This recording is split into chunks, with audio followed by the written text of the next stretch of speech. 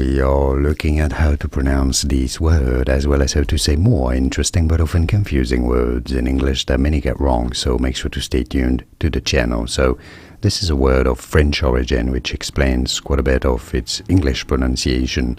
So in British English it is said as chagrin. Chagrin with a stress on the first syllable, and yes, it's a sh sound, not a ch sound, because it's French and ch in French is sh, not ch. So that's one part. Chagrin in British English. Now in American English it is said the other way around, as in chagrin.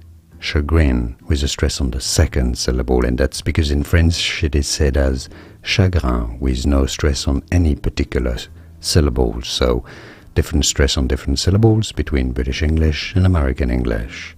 In short, chagrin in British English or chagrin in American English. And now you know. Did you get this? Let me know in the comments. Like and subscribe if you found this video useful.